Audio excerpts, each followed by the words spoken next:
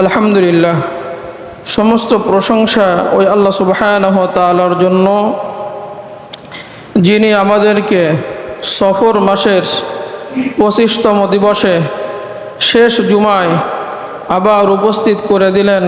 আমরা সেই মহান রব্বুল আলামিনের দরবারে দিল থেকে উচ্চ স্বরে শুকরিয়া আদায় করি। আলহামদুলিল্লাহ। রব্বানা লাকাল হামদ হামদান কাসীরান তাইয়িবান মুবারাকান ফি ইয়া রব লাকাল হামদ কামা ইয়ানবাগি লিজালালি ওয়াজহিকা ওয়া আযীমি সুলতানিক। সম্মানিত ভাইরা আমার, গত জুমায় আমরা যেখান থেকে আলোচনা শুনেছি তারপর থেকে আমরা আলোচনা শুনবো ইনশাআল্লাহ। আজকে আমরা শুনবো অনেকের জানতে চাওয়া, আমরা যারা বন্যায় দুর্গত এলাকায় তাদের জন্য আমরা গত জুমায় আমাদের কি করণীয় আমরা আলোচনা শুনেছি। তাদের জন্য দোয়া আমরা করি, আল্লাহ রাব্বুল আলামিন পরিপূর্ণভাবে তাদেরকে হেফাজত করেন। বন্যায় যারা ডুবে যায় তাদের ব্যাপারে মারা যায়, যারা যারা বন্যার পানিতে ডুবে মারা যায়, পানিতে ডুবে মারা যায়, এরা শহীদের মর্যাদা পায় কিনা আমরা আজকে এই বিষয়ে কোরআন এবং হাদিস থেকে আলোচনা শুনব। এরপরে ফিতনা যারা বাঁধায়, বিশৃঙ্খলা যারা বাঁধায়, অশান্তি যারা সৃষ্টি করে সেইটাও আজকে আমরা আলোচনা শুনব। এবং যারা মানুষের বিরুদ্ধে ষড়যন্ত্র করে, মানুষের বিরুদ্ধে যারা ষড়যন্ত্র করে তাদের কথাও আজকে এই 3টা পয়েন্ট নিয়ে আজকে আমরা আলোচনা শুনবো ইনশাআল্লাহ। আমরা দেখেছি বন্যা কবলিত এলাকায়, বন্যা দুর্গতদের এলাকায় অনেক লাশ তারা কলার ভেলাই করে ভাসাই দিছে। যদি কোথাও শুকনো মাটি পাওয়া যায় জানাজা পড়িয়ে তাদেরকে দাফনের ব্যবস্থা করে দেওয়ার জন্য এরকম সাথে তারা কিছু চিঠিপত্র লিখে দিছে।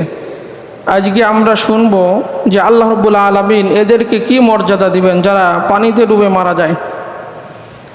এরা আদৌ শহীদের মর্যাদা পাবে কিনা, এরা শাহাদাতের মর্যাদা পাবে কিনা সেটা আমরা শুনব।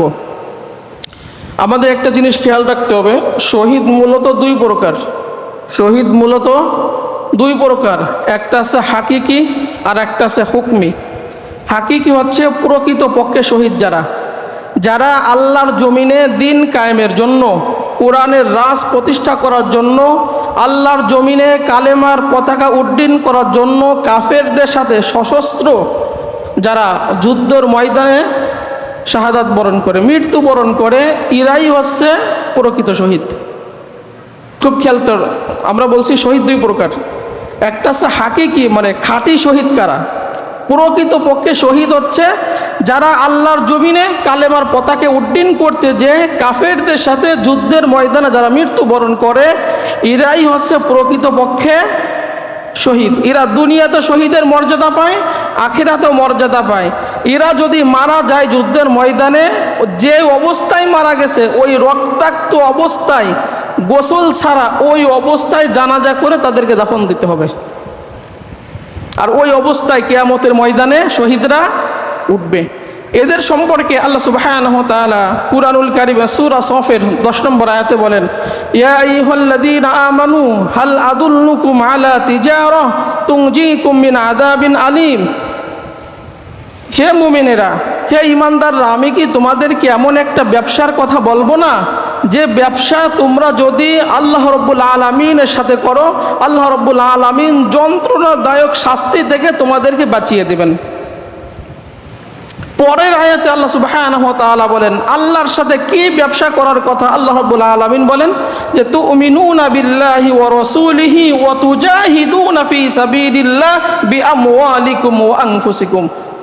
ব্যবসা হচ্ছে আল্লাহর সাথে মুমিনরা ব্যবসা করবে যে আল্লাহ রাব্বুল আলামিনের প্রতি ঈমান এবং রাসূলের প্রতি ঈমান আনার পরে ওয়া তুজাহিদুনা ফি সাবিলিল্লাহ, আল্লাহ রাব্বুল আলামিনের রাস্তায় জিহাদ করবে, যুদ্ধ করবে কাফেরদের সাথে, এই জমিনে কালেমার পতাকা উড্ডীন করার জন্য, কোরআনের রাজ কায়েম করার জন্য তারা কাফেরদের সাথে যুদ্ধ করবে নিজের জীবন বাজি রেখে এবং সম্পদ ব্যয় করে। আল্লাহ রাব্বুল আলামিন এই কথাটাই বলতেছেন যে আমার সাথে ব্যবসা হচ্ছে দুইটা জিনিস দিয়ে তো মোমেনরা করে। একটা হচ্ছে নিজের জীবন আমার জন্য মোমেনরা উৎসর্গ করে দিবে, আর একটা হচ্ছে আমি মোমেনদের যে সম্পদ দিয়েছি ওই সম্পদও আমার রাস্তায় উৎসর্গ করে দিবে। আমার দিন কায়েম করার জন্য, কালেমার পতাকা উড্ডীন করার জন্য যদি জীবন দেওয়া প্রয়োজন হয় মোমেনরা জীবন দিয়ে দেবে। যদি সম্পদ দিয়ে দেওয়ার সুযোগ আসে তাহলে মোমেনরা সব সম্পদ ব্যয় করে হলেও আল্লাহ রাব্বুল আলামিনের কালেমার পতাকা এই জমিনে তারা উড্ডীন করবে। অন্য আয়াতে আল্লাহ রাব্বুল আলামিন বলেন ইন্নাল্লাহা আশতারা মিনাল মুমিনিনা আনফুসাহুম ইন্নাল্লাহা আশতারা মিনাল মুমিনিনা বিআমওয়ালিহিম ওয়া আনফুসিহিম। আল্লাহ রাব্বুল আলামিন বলেন বিআন্না লাহুমুল জান্নাহ, যে আমি মুমিনদের জান এবং মালের বিনিময়ে জীবন এবং সম্পদের জিনিসগুলো আমি ক্রয় করে নিছি। মুমিনের জীবনও কিনে নিছি এবং সম্পদও কিনে নিছি, বিনিময়ে আমি জান্নাত দেব। আল্লাহ তাআলা আমাদের জীবন ক্রয় করে নিছেন এবং আমাদের সম্পদও আল্লাহ তাআলা ক্রয় করে নিছেন, বিনিময়ে আল্লাহ রাব্বুল আলামিন কি দিবেন? জান্নাত দিবেন। ইন্নাল্লাহা আশতারা মিনাল মুমিনিনা, আমি মুমিনদের সাথে বেচা কিনা করছি যে তোমরা জীবন দিবা, সম্পদ আমার রাস্তায় দিবা, বিনিময় আমি আল্লাহ রাব্বুল আলামিন তোমাকে আমার নিয়ামতের জান্নাত আমি আল্লাহ রাব্বুল আলামিন তোমাকে দিয়ে দেব। এই রাস্তায় জীবন দিয়ে সম্পদ দিয়ে যারা শাহাদাত বরণ করে, মৃত্যু বরণ করে, তাদেরকে বলা হয় শহীদ। এরা দুনিয়াতে শহীদের মর্যাদা পাবে, আখিরাতে পাবে। আর আল্লাহ রাব্বুল আলামিন বলেন ওয়ালা তাকুলু লিমান ইকতালু ফি সাবিলিল্লাহি আমওয়াত বাল আহইয়াউ ওয়ালাকিন লা তাশউরুন।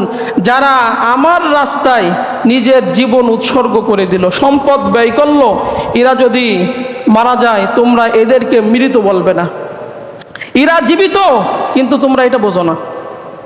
ওয়ালা তাহসাবান্নাল্লাযীনা কুতিলু ফী সাবিলিল্লাহি আমওয়াতা বাল আহইয়াউন ইনদা রাব্বিহিম ইরযাকুন।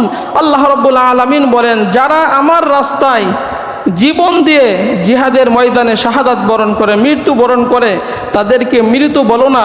দুনিয়াতে তোমরা যেরকম খাও আমি রব্বুল আলামিন ওই আমার ওই বান্দাকে, আমার ওই শহীদকে কবরে ওইভাবে খাওয়াইতে থাকি। আল্লাহু আকবার, আল্লাহু আকবার। কি মর্যাদা যে তোমরা তাদেরকে মৃত বলো না, তারা জীবিত, দুনিয়ার জীবন শেষ করে কবরে গেছে। আল্লাহ রাব্বুল আলামিন দুনিয়াতে যেরকম খাবার খাচ্ছ, আল্লাহ রাব্বুল আলামিন জান্নাত থেকে ওই ব্যক্তিকে ওরকম কবরে খাবার খাওয়াচ্ছে। আল্লাহু আকবার, আল্লাহু আকবার। এই জন্য এইটা হচ্ছে প্রকৃত শহীদ। আর একটা শহীদ হচ্ছে হুকমি, বিধানগত ভাবে শহীদ। কেউ যদি এই বিধি মোতাবেক মারা যায় তাকে কিয়ামতের ময়দানে আল্লাহ রাব্বুল আলামিন শহীদের মর্যাদা দিবেন। স্বাভাবিক কিছু নিয়ম কারণ আছে, এর উপর ভিত্তি করে কেউ যদি মারা যায় শহীদের মর্যাদা পাবে। কিন্তু প্রকৃতপক্ষে শহীদ হচ্ছে ওরা। সেইগুলো কি? বিধানগত শহীদ সেটা হচ্ছে যারা মহামারীতে মারা যায়, যারা পেটের সমস্যায় মারা যায়, যারা প্লেগ রোগে মারা যায়, যারা পানিতে ডুবে মারা যায়, যে সমস্ত মহিলারা সন্তান ডেলিভারি করতে যে মারা যায়, যারা অগ্নিদগ্ধ হয়ে মারা যায়, আল্লাহ রাব্বুল আলামিন এদেরকেও শাহাদাতের মর্যাদা কিয়ামতের ময়দানে দিবেন। এরা আখিরাতে শহীদের মর্যাদা পাবে। আর প্রকৃতপক্ষে শহীদ হচ্ছে ওটা প্রথম যেটা আমরা বললাম। কিন্তু কিয়ামতের ময়দানে আল্লাহ রাব্বুল আলামিন এদেরকে শাহাদাতের মর্যাদা দিবেন। এরপরে নিজের ধন সম্পদ রক্ষা করতে যে ব্যক্তি মারা যায় সেই ব্যক্তিকেও আল্লাহ রাব্বুল আলামিন শাহাদাতের মর্যাদা দিবেন। যে ব্যক্তি তার পরিবারকে রক্ষা করতে যে মৃত্যুবরণ করে ওই ব্যক্তিকেও আল্লাহ রাব্বুল আলামিন শাহাদাতের মর্যাদা দিয়ে দেবেন। তো যে ব্যক্তি নিজের জান রক্ষা করতে যে ব্যক্তি মারা যায় আল্লাহ রাব্বুল আলামিন ওই ব্যক্তিকে শাহাদাতের মর্যাদা দিয়ে দেবেন। যে ব্যক্তি ইসলাম রক্ষা করতে যে মারা যায় ওই ব্যক্তিকে আল্লাহ রাব্বুল আলামিন শাহাদাতের মর্যাদা দিবেন। কুরআন বিরোধী আইন পাশ করতেছে, সেখানে আমরা চলে গেলাম, সেখানে চলে যে আমরা ঠেকাইতে গেলাম, গুলি খেয়ে মারা গেলাম, আল্লাহ রাব্বুল আলামিন ওই ব্যক্তিকেও শাহাদাতের মর্যাদা দিয়ে দিবেন। সর্বশেষ হচ্ছে যারা শহীদি তামান্না করে, শহীদের মৃত্যু যারা কামনা করে দিলে যে যদি পরিস্থিতি এরকম আসে যে জিহাদের ময়দানে ডাক আসছে আর আমি যদি জীবিত থাকি আমি জিহাদের ময়দানে চলে যাব, এরকম খাঁটি নিয়ত যদি কারোর থাকে, ওই ব্যক্তির মৃত্যু যদি তার বিছানায়ও হয়, ওই সহি নিয়তের কারণে আল্লাহ রাব্বুল আলামিন তাকে শাহাদাতের মর্যাদা দিয়ে দিবেন। শহীদের মর্যাদা যদি আমরা পাই আমাদের কি ফায়দা হবে? নবীজি বলেন, শহীদের মৃত্যু পিঁপড়ায় কামড় দিলে যতটা না কষ্ট হয়, চিমটি মারলে যতটা কষ্ট না হয়, আল্লাহ রাব্বুল আলামিন তার থেকে কম কষ্ট দিয়ে দুনিয়ার থেকে ওই ব্যক্তিকে নিয়ে যাবেন। আর ওই ব্যক্তি মরার সাথে সাথে আল্লাহ রাব্বুল আলামিন যারা শাহাদাতের মর্যাদা পাবে, আল্লাহ রাব্বুল আলামিন তাদেরকে 6টা পুরস্কার দেন। 1 নাম্বার পুরস্কার হচ্ছে মৃত্যুবরণ করার সাথে সাথে তার জীবনে যত পাপ রাশি ছিল আল্লাহ রাব্বুল আলামিন সমস্ত পাপ রাশি মাফ করে দেন। জান্নাতে যে স্থানটা তাকে দেওয়া হবে আল্লাহ রাব্বুল আলামিন তখন থেকে তাকে দেখানো শুরু করে দেন। কবরে রাখার সাথে সাথে আল্লাহ রাব্বুল আলামিন কবরের সমস্ত আযাব মাফ করে দেন। কিয়ামতের ময়দানে পা থেকে মাথা পর্যন্ত আল্লাহ রাব্বুল আলামিন ঈমানের অলংকার পরিয়ে দিবেন। কিয়ামতের যত ভয়াবহতা আছে আল্লাহ রাব্বুল আলামিন সমস্ত ভয় ওই শহীদের দূর করে দিবেন। আল্লাহ রাব্বুল আলামিন কিয়ামতের ময়দানে সুনয়না হুরদের সাথে আল্লাহ রাব্বুল আলামিন বিবাহ দিয়ে দেবেন। এরপরে নবীজি বলেন সর্বশেষ পুরস্কার হচ্ছে তার পরিবার থেকে 70 জন ব্যক্তিকে সুপারিশ করার পারমিশন আল্লাহ রাব্বুল আলামিন দিবেন, যে তোমার আত্মীয় স্বজন পরিবার পরিজন যারা আছে এদের মধ্য থেকে 70 জনকে সুপারিশ করে তুমি আজকে জান্নাতে নিয়ে যাও। আল্লাহ রাব্বুল আলামিন যারা এই শাহাদাতের মর্যাদা পাবে তাদেরকে এইটা আল্লাহ সুবহানাহু ওয়া তাআলা দিয়ে দিবেন। এই জন্য আমাদের প্রত্যেকের দিলে তামান্না থাকতে হবে যে আল্লাহ আপনি আমাদেরকে যদি মরণ দেন শাহাদাতের মরণ দেন। এই জন্য নবীজি হযরত ওমর রাদিয়াল্লাহু তাআলা আনহু সবসময় দোয়া করতেন, আল্লাহুম্মা রযুকনি শাহাদাতান ফি সাবিলিক ওয়াজআল মাউতি ফি বালাদি রাসূলিক। আল্লাহ আপনি যদি মৃত্যু দেন শাহাদাতের মৃত্যু আপনি আমাকে নসিব করাই দিয়েন। আল্লাহ যদি মৃত্যু দেন নবীর শহরে আপনি আমাকে মৃত্যু দিয়ে দিয়েন। এই জন্য সবসময় আমাদের দোয়া করো, আল্লাহুম্মা রযুকনি শাহাদাতান ফি সাবিলিক। আল্লাহ শাহাদাতের মরণ আমার ভাগ্যে জানে হয়, আল্লাহ আপনি সেই সুযোগ সেই তৌফিক আপনি আমাদেরকে দিয়েন। এই জন্য আমরা এটা বেশি বেশি করে করব। দ্বিতীয় নাম্বার স্টেপে যেটা আমরা আলোচনা করব সেটা আছে ফিতনা। আমরা ইদানিং ফিতনার মধ্যে বেশি নিমজ্জিত, অশান্তি সৃষ্টি করা, ফিতনা সৃষ্টি করা, বিশৃঙ্খলা সৃষ্টি করা, এটা যে কত বড় গুনাহ এটা আমরা জানি না। আজকে আমরা কোরআন থেকে শুনব। যারা ফিতনা সৃষ্টি করে এরা হচ্ছে মূলত পক্ষে মুনাফিক। আল্লাহ রাব্বুল আলামিন মুনাফিকের কথা সূরা বাকারার 12 নম্বর আয়াতে বলেন, ওয়াইদা কিলা লাহুম লা তুফসিদু ফিল আরদ ক্বালু ইন্নামা নাহনু মুসলিহুন আলা ইন্নাহুম হুমুল মুফসিদুনা ওয়ালাকিন লা ইয়াশউরুন। যখন মুনাফিকদেরকে বলা হয় যে জমিনে তোমরা ফিতনা সৃষ্টি করো না, অশান্তি সৃষ্টি করো না, বিশৃঙ্খলা সৃষ্টি করো না, কিন্তু তারা বলে যে আমরা তো যে কাজ কর্মের মাধ্যমে যেটা করতেছি আমরা তো শান্তি স্থাপনকারী। আল্লাহ রাব্বুল আলামিন বলেন ওরা যে কাজ করতেছে ওইটা শান্তি নয়, ফিতনা। ওরা অশান্তি, অরাজকতা, বিশৃঙ্খলা সমাজে এটা সৃষ্টি করতেছে। আর আল্লাহ রাব্বুল আলামিন বলেন যে ব্যক্তি কথা এবং কাজ দিয়ে ফিতনা সৃষ্টি করে, সমাজে অশান্তি সৃষ্টি করে, বিশৃঙ্খলা সৃষ্টি করে, আপনার কথা দ্বারা আপনার কাজ দ্বারা যদি সমাজে অশান্তি সৃষ্টি হয়, সমাজে ফিতনা সৃষ্টি হয়, বিশৃঙ্খলা সৃষ্টি হয়, আল্লাহ রাব্বুল আলামিন সূরা বাকারায় বলেন ওয়াল ফিতনাতু আশাদ্দু মিনাল কতল। মানুষকে হত্যা করলে যে গুনাহ হয় ওর থেকে মারাত্মক গুনাহ হচ্ছে অশান্তি সৃষ্টি করা। এটা তো আমরা কেয়ারই করি না যে আমার একটা কাজের দ্বারা একটা সুন্দর পরিবেশ পরিস্থিতি আছে, আমার কাজের দ্বারা এখানটা বিশৃঙ্খলা ঘটে গেল, আমার একটা কথার দ্বারা বিশৃঙ্খলা হয়ে গেল, আমার একটা কথার দ্বারা এখানে অশান্তি সৃষ্টি হয়ে গেল। যত মানুষ আপনার কথার দ্বারা অশান্তি পড়ছে, বিশৃঙ্খলা হয়েছে, আল্লাহ রাব্বুল আলামিন বলেন ওই কয়জন মানুষকে হত্যা করলে যে গুনাহ হতো তার থেকে বেশি গুনাহ তোমার আমলনামায় হবে। এই জন্য আমাদের সতর্ক থাকতে হবে আমার কথা এবং কাজ দ্বারা যেন সমাজে অশান্তি সৃষ্টি না হয়, বিশৃঙ্খলা সৃষ্টি না হয়, ফিতনা সৃষ্টি না হয়। আল্লাহ রাব্বুল আলামিন সূরা রদের 25 নম্বর আয়াতে বলেন যে ওয়াল্লাযীনা ইয়ানকুদুনা আহদাল্লাহ মিন বা'দি মিসাকিহি ওয়া ইয়াকতাউনা মা আমারাল্লাহু বিহি আইয়ুসরা ওয়া ইফসিদুনা ফিল আরদ উলাইকা লাহুমুল লা'নাতু ওয়া লাহুম সুউদ দার। যারা আল্লাহর সাথে অঙ্গীকার করার পরে ওয়াদা ভঙ্গ করে, যারা আত্মীয়তা সম্পর্ক ছিন্ন করে, আর যারা এই ফিতনা সৃষ্টি করে, অশান্তি সৃষ্টি করে, বিশৃঙ্খলা সৃষ্টি করে, এরা হচ্ছে অভিশপ্ত। আল্লাহর পক্ষ থেকে এরা হচ্ছে অভিশপ্ত। আল্লাহ রাব্বুল আলামিন বলেন ওয়ালাহুম সুউদ দার, আর তাদের স্থান হবে জাহান্নামের মধ্যে নিকৃষ্টতম স্থানে। তাহলে আমরা এই বিষয়ে খুব সতর্ক থাকবো। অন্য আয়াতে আল্লাহ রাব্বুল আলামিন বলেন ওয়ালা তুফসিদু ফিল আরদি বাদা ইসলাহিহা যালিকুম খায়রুল লাকুম ইন কুনতুম তা'লামুন। আল্লাহ রাব্বুল আলামিন বলেন শান্তি স্থাপন হওয়ার পরে তোমরা জমিনে, সমাজে, পরিবারে, রাষ্ট্রে কোনো জায়গা তোমরা বিশৃঙ্খলা সৃষ্টি করো না, ফিতনা সৃষ্টি করো না, অশান্তি সৃষ্টি করো না, বিপর্যয় সৃষ্টি করো না। যদি বোঝো এইটা তোমাদের জন্য ভালো। অশান্তি সৃষ্টি হয় কেমনে? ভালো কাজকে বাধা দেওয়ার মাধ্যমে আমরা অনেক সময় কথা কাজ দিয়ে অশান্তি সৃষ্টি করি, বিপর্যয় আমরা সৃষ্টি করি, বিশৃঙ্খলা সৃষ্টি করি। একজন মানুষ নামাজি ছিল, নামাজি হলো, আপনি বললেন তুমি তো বড় নামাজি হয়ে গেছো, আপনার ওই কথার দ্বারা ও আঘাত পেয়ে দেখা যাচ্ছে নামাজি ছেড়ে দিচ্ছে। একজন মানুষ পর্দা করতো না, পর্দা করা শুরু করে দিচ্ছে, আমরা তাকে নিয়ে কটূক্তি করি। বিশৃঙ্খলা, একটা বিশৃঙ্খলামূলক কথা বললাম। একজন মানুষ দাড়ি রাখছে, আমরা বলি তুই বড় হুজুর হয়ে গেছো, পাঞ্জাবি পায়জামা টুপি পরছে, তুমি তো বড় হুজুর হয়ে গেছো। একজন মানুষ ইসলামের ভালোগুলো কাজ যখন করে, আল্লাহর কাজগুলো করে, সেখানে এমন কথা বলা যে কথা বলার দ্বারা সেখানে বিশৃঙ্খলা সৃষ্টি হয়, তাহলে আল্লাহ রাব্বুল আলামিন বলেন ওয়াল ফিতনাতু আশাদ্দু মিনাল কতল। এইটা হচ্ছে মানুষকে হত্যা করার চাইতেও মহা অপরাধ। অনেক সময় দেখা যায় মসজিদে ফজরের নামাজের পরে আপনার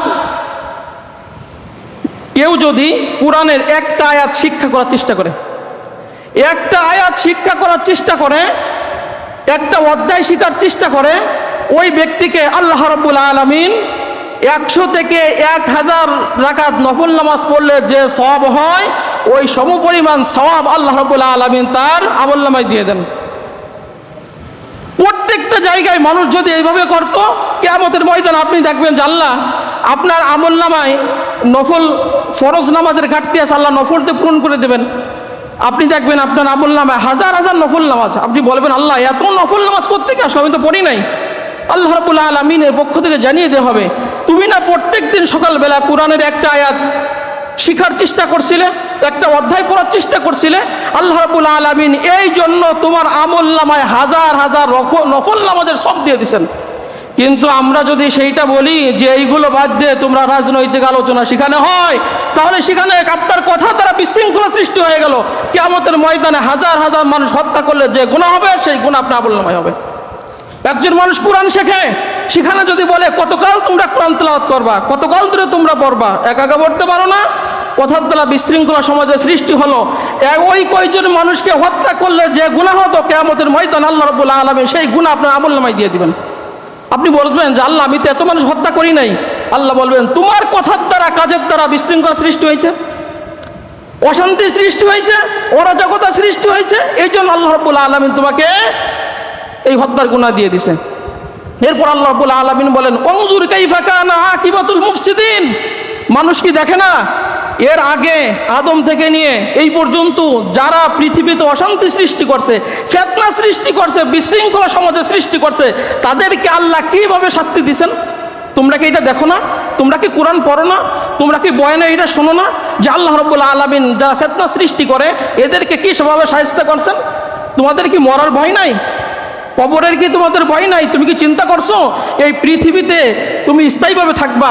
আল্লাহ রাব্বুল আলামিন বলেন বান্দারে তোকে জান দিছি আমি, সম্পদ দিছি আমি, তুই যখন অসুস্থ হয়ে হাসপাতালে বেডে থাকিস তখন তোর দুর্বলতা এতটা কাজ করে, তখন পৃথিবী তোর কাছে একদম সংকীর্ণ মনে হয়।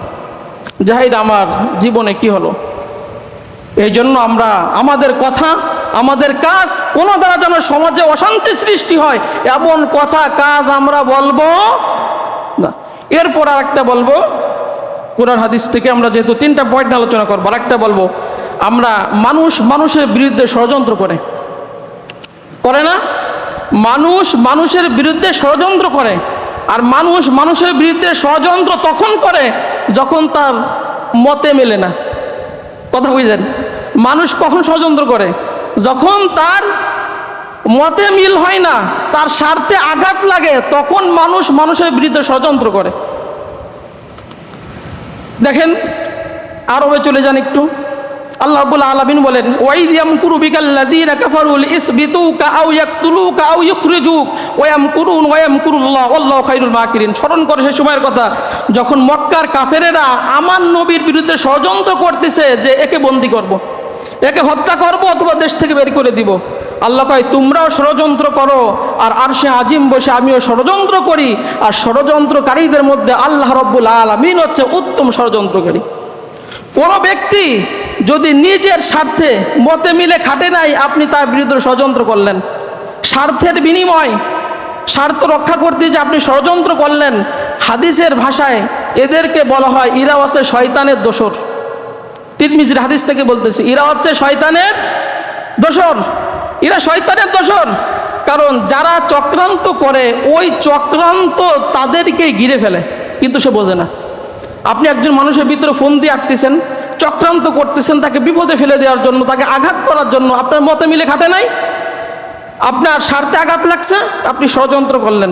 একটা জিনিস মনে রাখবেন, কারুর বিরুদ্ধে ষড়যন্ত্র করে তাকে বিপদে ফেলে দেওয়া এইটার মধ্যে সফলতা না, এইটা হচ্ছে নিজের বিপদ ডেকে আনার একটা মাধ্যম।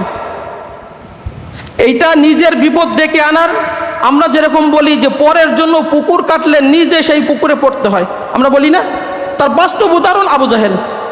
নবী যাতে নামাজে যেতে না পারে, যাওয়ার পথে পুকুর কাটলো, মানে গর্ত খুঁজলো, সেখানে পাতা দিয়ে ঢেকে রাখলো যে মুহাম্মদ সাল্লাল্লাহু আলাইহি ওয়াসাল্লাম ওইখানতে যাবে, ওইখানতে যাওয়ার সময় পুকুর গর্তের মধ্যে পুড়ে যাবে, কারণ তার মতের সাথে আমাদের মত খাটতেছে না। সে আল্লাহর দাওয়াত দিচ্ছে আর আমরা তো অন্যতা বলতেছি।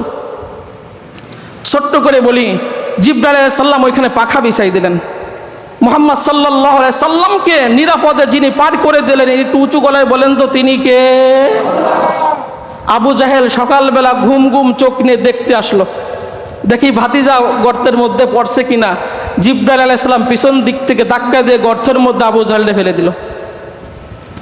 আবু জাহেল চিৎকার মারতেছে উঠার জন্য, তার সাঙ্গপাঙ্গ যারা আছে উঠাইতে আসছে, হাত দেয়, হাত থেকে আরো এক বিঘে দূরে চলে যায়, রশি দেয়, রশিদ থেকে আরো গর্তের মধ্যে চলে যায়।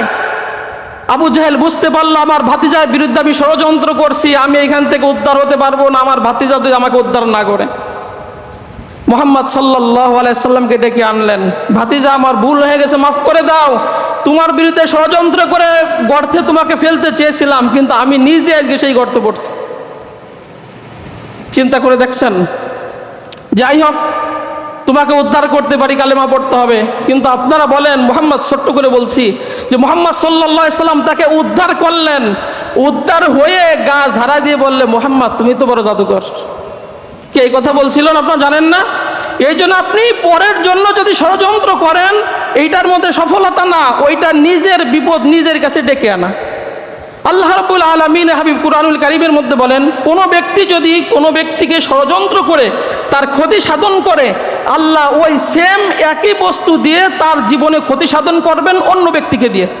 আপনি আমার বিরুদ্ধে ষড়যন্ত্র করলেন অযৌক্তিক, বিনা কারণে, ঠিক অন্য একজন ব্যক্তি আপনার জীবনে আল্লাহ সেট করে দিবেন, সেও আপনার বিরুদ্ধে ষড়যন্ত্র করে আপনাকে ক্ষতি সাধন করবে। কারণ যেমন কর্ম তেমন ফল।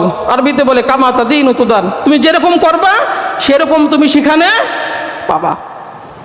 এরপরে মুহাম্মদ সাল্লাল্লাহু আলাইহি সাল্লাম বলেন, কোন ব্যক্তি যদি কোন মানুষকে কথা দিয়ে কাজ দিয়ে কষ্ট দেয়, আল্লাহ রাব্বুল আলামিন ওই ব্যক্তির মরার আগের দিন পর্যন্ত তাকে কষ্টে ফেলে রাখবেন। আপনি একজন মানুষকে কথা দিয়ে কাজ দিয়ে কষ্ট দিলেন, আল্লাহ অন্য একজন ব্যক্তি আপনার জীবনে সেট করে দিবেন, ওই ব্যক্তিও আপনাকে কথা এবং কাজ দিয়ে আপনাকে কষ্ট দিতে থাকবে।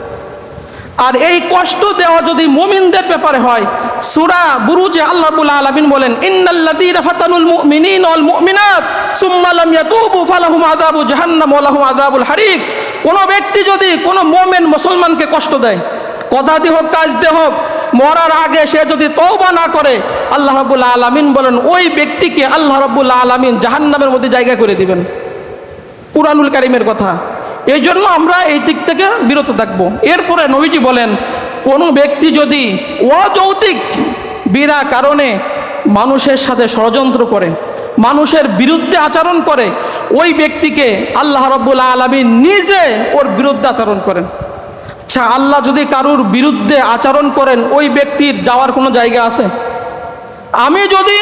আপনি যদি বিনা কারণে অযৌক্তিক কারণে কারোর বিরুদ্ধে আচরণ করেন, স্বার্থে আঘাত লাগার কারণে মতে মিলে খাটে নাই, বিরুদ্ধে আচরণ করেন, আল্লাহ নিজে আপনার বিরুদ্ধে আচরণ করবে, আল্লাহ নিজে আপনার বিরুদ্ধে হয়ে যাবেন। আপনি ছাড়তে পারবেন না। কিন্তু আমরা বিরুদ্ধে আচরণ করি। দেখেন, ইসলামের যারা ভালো ভালো কাজ করে, মসজিদ বলেন, মাদ্রাসা বলেন, ইসলামের দাওয়াত দিয়া বলেন, এই ভালো ভালো কাজে মানুষের বিরোধিতা বেশি। খেয়াল করছেন? এই ধ্যান ওয়াজ মাহফিলের সময় বক্তার মাইকটা নিয়ে গেছে, বেয়াদবি করছে, মাহফিল বন্ধ করে দিব, এই করব সেই করব, করছে না এগুলা? স্বার্থের আঘাত লাগার কারণে এই যে বিরুদ্ধে আচরণ করে। বিশেষ করে বাংলাদেশে যত মসজিদ আছে, এই মসজিদের প্রত্যেকটা মসজিদে হাতে গোনা 2-1 মুসল্লি থাকে, এরা ইমামদের বিরোধিতা করে। মতে মিলে খাতে নাই, স্বার্থে আঘাত লাগছে, বিরোধিতা করে। কিয়ামতের ময়দানে, বুখারী 619 নম্বর হাদিস থেকে বলতেছি, কিয়ামতের ময়দানে আল্লাহ রাব্বুল আলামিন কিয়ামতের ময়দানে এক শ্রেণীর মানুষকে পা থেকে মাথা পর্যন্ত গাধার আকৃতি দিবেন, গাধা বানাই দিবেন, গাধা যেরকম সেম ওরকম বানাই দিবেন। হাসরবাসীরা তখন বলবে, বুখারীর হাদিস থেকে বলতেছি, যে এই সমস্ত মানুষ কারা, যে যাদেরকে আল্লাহ রাব্বুল আলামিন গাধার আকৃতি দিয়েছেন, সূরাত দিয়েছেন, পা থেকে মাথা পর্যন্ত। আল্লাহর পক্ষ থেকে জানিয়ে দেওয়া হবে, এই সমস্ত হচ্ছে ওই সমস্ত ব্যক্তি যারা ইমামের আগে নামাজে মাথা উঠাতো, ইমামের বিরুদ্ধে আচরণ করত, গোপনে গোপনে ইমামের ষড়যন্ত্র করত, গোপনে গোপনে ইমামের বদনাম অপরের কাছে যে বলতো। কিয়ামতের ময়দানে আল্লাহ রাব্বুল আলামিন এদেরকে গাধার আকৃতি দিয়ে দেবেন, গাধা রূপে থাকবে। এটা আখিরাতে এটা আখিরাতের শাস্তি, এইটা পাবে। আমরা এইগুলো করি। আর ইমাম যদি একটু ছুটিতে বাড়ি যায়, তাহলে দৈনিক বাড়ি যাওয়া লাগে, কত কটু কথা আমরা এই কথা বলি। আমরা যদি বলি, চাচা তোমার ছেলে তো সপ্তাহে 2 দিন ছুটি পায়, 2 দিন আসে, পরিবারের হক আছে না, বউ সালমের হক আছে না? আমরা যদি বলি, চাচা তা হুজুরের তো বউ সালমে আছে, তারও তো পরিবার আছে, নাকি তিনি হিজলা? চাচা ফাবুহিতাল্লাযী কাফার, আর কোনো কথা নাই। নমরুদকে যখন ইব্রাহিম আলাইহিস সালাম বললেন যে আমার আল্লাহ পূর্ব দিক থেকে সূর্য উঠায়, পশ্চিমে ডুবায়, যদি তুই পারিস পশ্চিম দিক থেকে উঠা, পূর্ব দিকে ডুবা, ফাবুহিতাল্লাযী কাফার, নমরুদ চুপ হয়ে গেছে, আর কোনো কথা নাই। এর জন্য অযৌক্তিক বিনা কারণে আমরা কারোর বিরুদ্ধে আচরণ করব না। তাহলে এই শাস্তিগুলো আমাদের নবীজির পিছনে নামাজ পড়ে, এইটা বলে শেষ। খুব খেয়াল করেন, সূরা তাওবার 80 নম্বর আয়াত থেকে বলতেছি, তাফসীর একটা শোনেন। নবীজির একজন মুসল্লি মারা গেল, নবীজির পিছনে নামাজ পড়ছে, তারাবি পড়ছে, ইফতারি করছে। সূরা তাওবার 80 নম্বর আয়াত থেকে বলছি, নবীজি তার জানাজা পড়তে যাবেন, পথিমধ্যে হযরত ওমর রাদিয়াল্লাহু তাআলা আনহু জামা টেনে ধরলেন, ইয়া রাসূলুল্লাহ আপনি এই ব্যক্তির জানাজা নামাজ পড়তে পারবেন না। কেন? আপনার মুসল্লি ঠিকই, কিন্তু গোপনে গোপনে আপনার বিরুদ্ধে আচরণ করতো, আপনার বদনাম মানুষের কানে কানে যে বলতো। নবীজি বলেন, আল্লাহ তোমাকে হুকুম দেন নাই? নবীজি গেলেন, নিজের জুব্বা দিয়ে তাকে কাফনের কাপড় বানাই দিলেন, মুখের লালা নবীজি দিলেন, নবীজি তার জন্য দোয়া করতেছেন। ইতিমধ্যে আল্লাহ রাব্বুল আলামিন সূরা তাওবার 80 নম্বর আয়াত নাজিল করে দিয়ে বলেন, ইন তাস্তাগফিরুল্লাহুম 70 মাররা, ও নবী একবার না 70 বার যদি আপনি আপনার এই মুসল্লির জন্য দোয়া করেন, আল্লাহ একে মাফ করবে না। কারণ আপনার পিছনে নামাজ পড়তো, কিন্তু এ আপনার বিরুদ্ধে গোপনে গোপনে আচরণ করত, গোপনে গোপনে যে মানুষের কাছে আপনার সমালোচনা করত। এরকম আছে না, সমাজে আছে না? এই জন্য সম্মানিত ভাইরা আমার, সময় কম থাকার কারণে আমরা সম্পূর্ণ বলতে পারলাম না। এই জন্য আপনাদেরকে আমরা প্রত্যেকটা জুমায় যে সাজেশনগুলো দিই কুরআন হাদিসের আলোকে, কারণ আমি দেখি যে আমার ভাইয়েরা জাহান্নামের দিকে চলে যাচ্ছে, আমার মুসল্লিগুলা ভুল করে জাহান্নামের দিকে চলে যাচ্ছে। আমরা এখানে বসে বসে আল্লাহ তাআলা নবীর মাধ্যমে সতর্ক করছেন, নবী নেই, এখন আমাদের মাধ্যমে আপনাদেরকে কি করতে হয়, ইসলামের বিভিন্ন বিষয় এক একটা জুমায় স্বল্প সময় আমরা আলোচনা করে থাকি, যাতে আমরা সতর্ক হই। কারণ মরে তো যেতে হবে, দুনিয়ার থেকে চলে কবর আমাদের যেতে হবে। আমরা যেন ঈমান আমল ঠিক করে কবরে যেতে পারি, একজন মানুষ আমি মরে যাওয়ার পরে মসজিদের ইমাম কলিজা ভরে 2 হাত তুলে মুসল্লিদের নিয়ে বলবে, আল্লাহ আমার মুসল্লি এইটা ছিল, একে আপনি মাফ করে দেন। এমন প্রত্যেকটা কাজ আমাদের করতে হবে। আল্লাহ রাব্বুল আলামিন আমাদের প্রত্যেককে যা কিছু আমরা শুনেছি আমল করার তৌফিক দান করুক। আমরা বলি আমিন।